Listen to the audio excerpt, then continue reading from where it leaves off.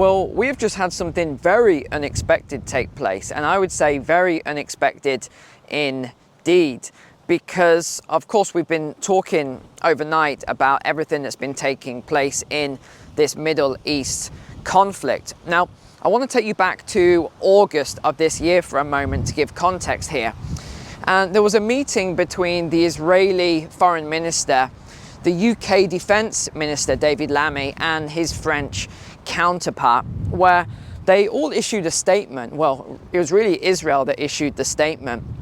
And in this statement, it said that if Israel is attacked by Iran, that it expects its allies, and it predominantly named the United States, the United Kingdom, the UK, and France, would not only come to its aid, but would also take place in targeted strikes on Iran, so inside the country, inside Iran.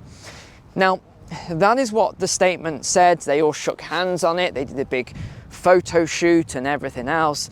But that's not exactly what's transpired overnight. So, firstly, Biden has come out quite strongly with some statements where he is, and he was even asked, do you support strikes on Iran's nuclear facilities or programs? And he said, absolutely not. He said, no, just to be clear, I do not, etc. So he went on like this.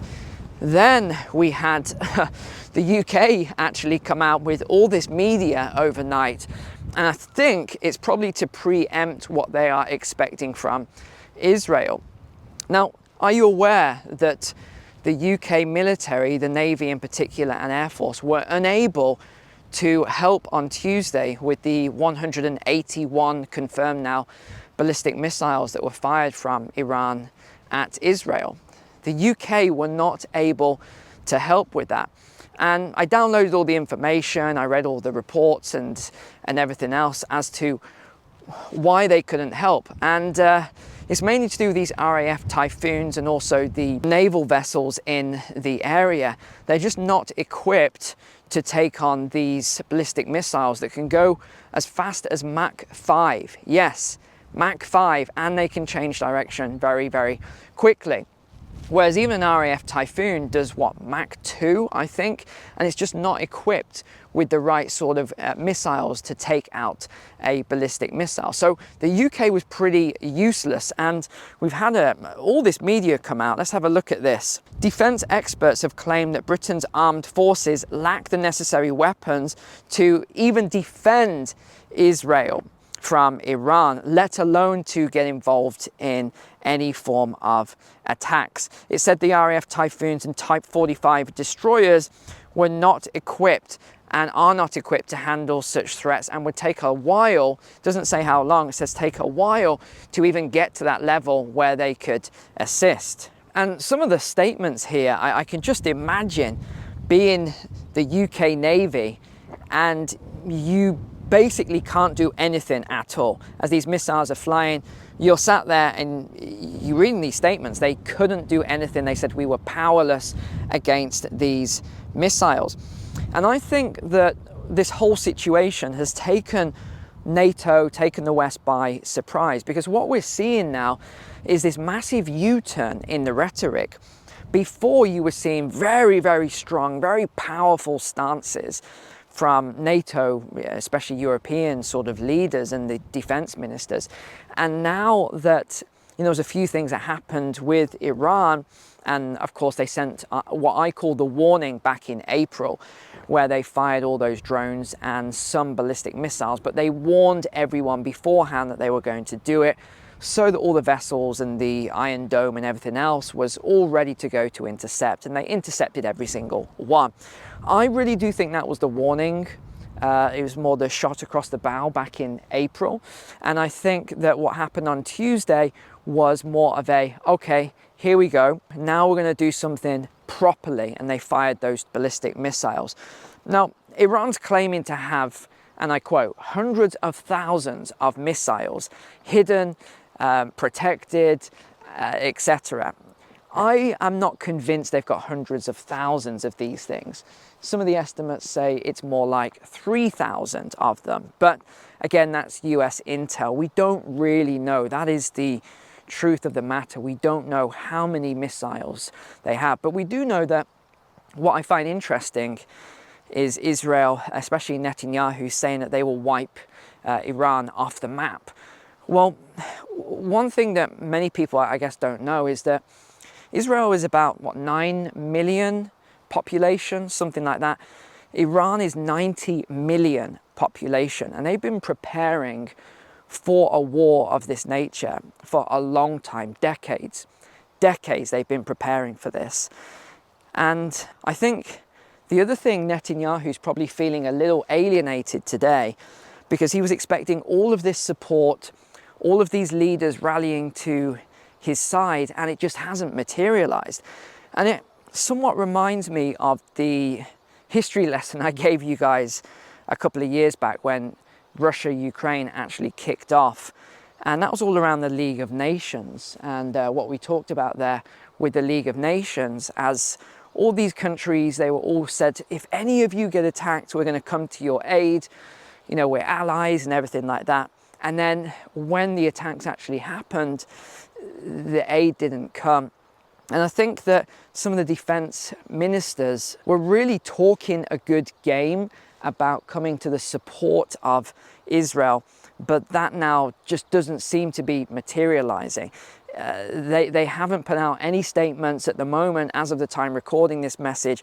In fact, all of the statements that I've seen, I've got loads of them here, they're nothing to do with whether or not they will side with Israel to attack Iranian positions. There's nothing like that. In fact, according to some news outlets on X, which I can't verify because I can't find their source, it says that the UK and France made statements that they will not be assisting with strikes against Iran because they don't want to get into a war with them. But we did have a statement from Ben Wallace, and he said that the UK's Typhoon jets based at RAF Akrotiri in Cyprus did not shoot down any rockets on Tuesday, and that they were not effective against any targets. He also said that the Navy does not have enough manpower and active ships to even assist in this process if it escalates any further. So that's why he's calling for calm, as are a lot of defense and foreign ministers now. Everybody is calling for calm. No one wants this to escalate, except from what I can see, there's one man that wants this to escalate. But we're not really seeing the sort of support that I think he was expecting to get. But we've also heard from NATO, and NATO has said they've actually voted unanimously, the G7 and NATO leaders, that they do not want any form of conflict with Iran. And when you look at the size of the Iranian military and the country and all of their proxies, you can see why. There was all this strong talk, which, you know, we've talked about on the channel a lot. This is what happens. You see all this fighting talk from certain leaders. Oh, we'll wipe them off the map and all this other stuff. But you can only wipe someone off the map if you have the manpower, the weapons, the military, the rockets, the defense, etc. to do so. And the people have got to have the stomach for a ingrained war or conflict as well, and we're just not really seeing that at the moment. In fact, some of the things that Biden said actually surprised me. I was surprised. I thought he was going to come out with a lot more support for conventional strikes, but he didn't. In fact, when the press conference took place, he talked about Israel ramping up its actions in Lebanon, Gaza, wiping out Hezbollah leaders, said that so far a number of the strikes have been proportionate. But what he's saying now is that Israel, if they target nuclear facilities and oil fields, he says this is not proportionate, and he actually says, I do not support these actions. He also said that he called a meeting of the G7 leaders, and all 7 unanimously agreed with that statement and with the suggestions, which is now de-escalation before this gets even worse. So when you look at this, you kind of ask, well, What's changed? What changed all of that? And I think it was this ballistic missiles that were fired, where we heard a lot of talk that, you know, the defense systems were absolutely faultless, flawless, you can't get any rockets through, and that's not what we saw right across the media and all the live feeds as well. We could see these rockets exploding on Israeli soil. So the retaliation that Netanyahu has promised, as of the time of recording this, it's about 1 p.m. today on Thursday here, that hasn't actually taken place. And of course, I'm on the UK time zone, but it will be about 5 hours before I can get this video edited. I've got to drive home, etc. yet and get it online. So we could see that retaliation in the meantime, but we have seen massive, and I mean massive, bombs being dropped in Lebanon. I mean, these things are huge, and the Lebanese government is actually condemning the US government, saying that these bombs were supplied by the US. So there is still escalation, but I definitely think we're in this sort of lull period. There is a pause. I think Iran's waiting on the actions of Netanyahu to see what he actually does next. Now, another thing that was quite interesting, and another reason I think that the NATO allies are pulling back a little bit and trying to dissuade Netanyahu from taking further actions, is because of the cost. Do you know how much the rockets cost that the NATO allies had to fire to protect? And it was predominantly the US in April. So when that barrage of ballistic missiles and drones, etc., came from Iran towards Israel in April, that cost 1.5 billion US dollars. That's what it cost the US. $1.5 billion, because that was the cost of the rockets they had to fire in order to intercept everything that Iran had fired. And NATO is always talking about how they are the kind of final solution, as it were, to wars. We're walking through a beautiful area here, by the way. Don't know if you can see everything behind in the streams. It's beautiful. But, you know, the UN, even though they position themselves as this, so did the League of Nations, which was actually formed just after World War I in order that it would be the end of all wars, as it were. But what happened when Mussolini in 1935, so Italy, decided to invade Ethiopia when he wanted to expand his territory, what actually happened? Did all of these troops materialize to stop Mussolini? No, it didn't. What did they do then? And this is where we see history repeating all over again. What did they do? They condemned the brutal invasion of another country and they put sanctions on Italy. Now, what didn't they sanction? They didn't sanction the oil. So a little bit different to what we've seen with the Russia-Ukraine conflict. They didn't sanction the oil. And either way, if you remember your history, what happened? So the 1935 invasion took place, and by 1936, Mussolini had conquered Ethiopia, and the League never did anything about it. And in fact, it was completely weakened by that whole thing. And no one really took them seriously after that. And that wasn't even the final nail in the coffin. People talk about Persia, which is modern day Iran. That wasn't it either. There was a couple of other things that took place, such as Japan's invasion of Manchuria, and that was back in 1931.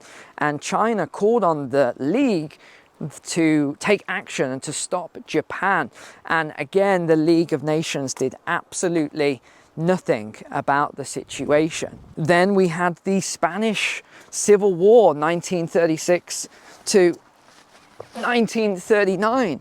This was another thing that took place then. And honestly, I think I could just keep going on and on, but we've got to get through this muddy patch a second. But I want to just go into another point then that I've been playing through in my head at the moment, and that is, why wouldn't the US want to get involved in this?